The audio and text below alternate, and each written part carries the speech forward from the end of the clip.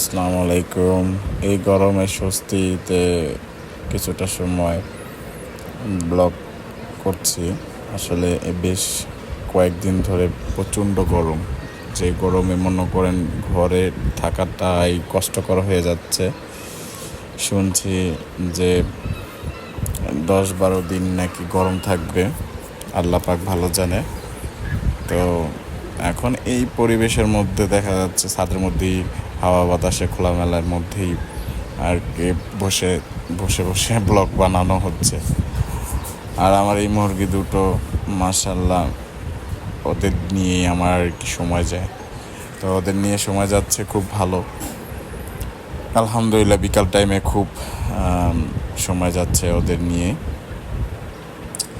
আর আমাদের এই দিকের পরিবেশটা চমৎকার, অনেক ভালো, চারদিক দিয়ে ফাঁকা, যার কারণে বাতাস, এই গরমের মধ্যেও বাতাস অনুভব করছি।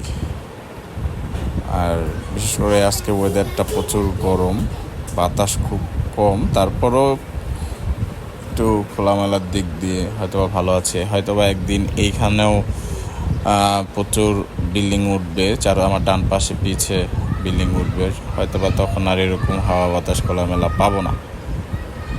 তো ওই দূরে এই নতুন ওই বিল্ডিংটা উঠেছে, তো ওইখানে ওইটা কী গাছ জানি না, তবে এটার কালার ফুলগুলো অনেক সুন্দর, প্লাস আমার কাছে খুব ভালো লাগছে।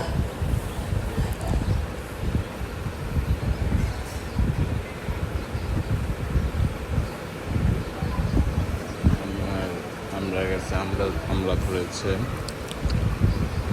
আমার আসলে চারা গাছের মধ্যে ফলন খুব কম হয়, তবে আমার এই আমরা গাছটা আমরা ধরছে 12 মাসে আমরা ধরে। হয়তো বা এগুলো বড় হয় না, এরকমই ছোট ছোট থাকে, কিন্তু চমৎকার সুস্বাদু, অনেক ভালো লাগে। আসল কথা, গাছের মধ্যে ফলটা আসাই হইল আনন্দদায়ক, খুব আনন্দ লাগে তখন। আর বিশেষ করে গাছের জিনিস, ফুল ফল, এগুলো দেখতেও খুব ভালো লাগে। আর ভালো, আলহামদুলিল্লাহ।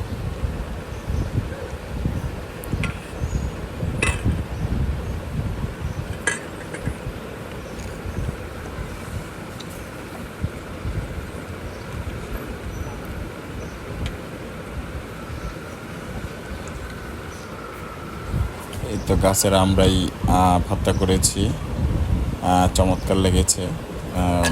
গরমের মধ্যে আসলে এই গরমের মধ্যে যে কোনো টক জাতীয় ভর্তা খেতে খুব ভালো লাগবে। আপনারাও খাবেন, শরীর ভালো থাকবে, রুচি থাকবে। না হলে যেই গরম, টক জাতীয় কিছু না খেলে রুচি চলে যাবে, সব কিছুতে আর কি রুচি লাগবে না। তো অবশ্যই এই গরমে আপনারা বেশি বেশি টক জাতীয়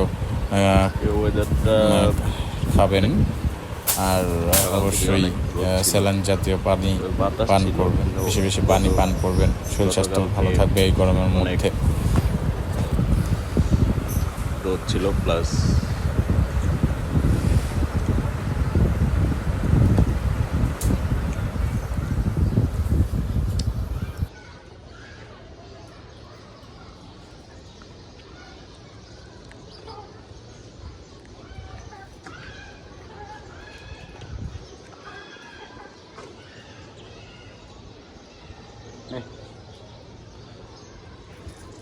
খা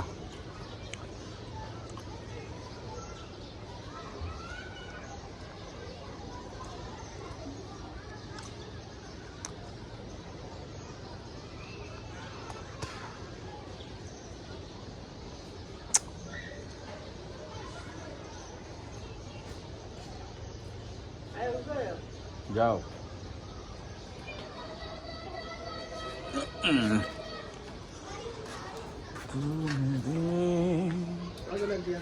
কি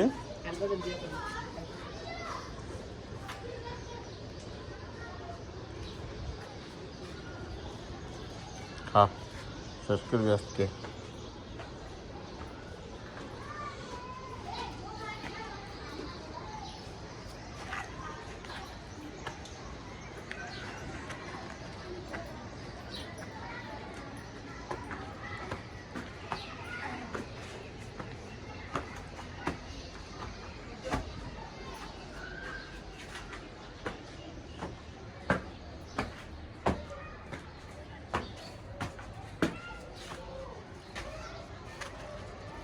উফ,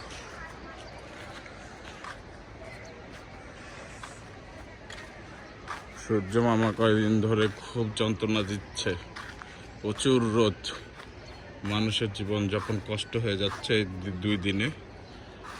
রাত্রে অবশ্য বৃষ্টি আসছিল, তবে ওই বৃষ্টিতে কোনো ফায়দা হয়নি, গরম বেশি ছিল।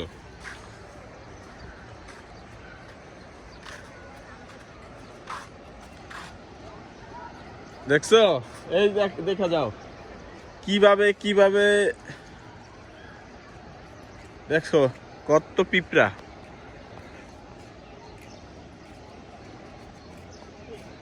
ইস, দেখছো আবার সেই পিঁপড়া হয়ে গেছে, যে দুন্দুল একটা দোস্ত, এই যে খায়া ফেলাইতেছে। দেখো কত পিঁপড়া, এই যে খায়া লাইতেছে, দেখছো। খাও,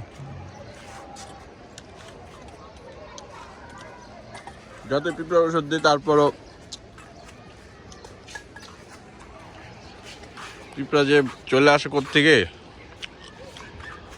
2-1 দিন ভালো থাকে। এরে পিঁপড়া ওষুধ দিতে হইব শারমিন, যে করা দোস্ত, নাহলে খাইতে পারবো না এখনো।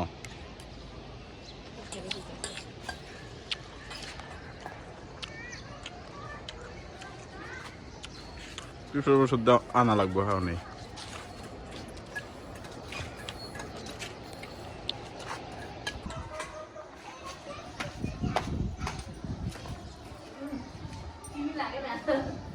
খুব সুস্বাদু আমরা বলতাম।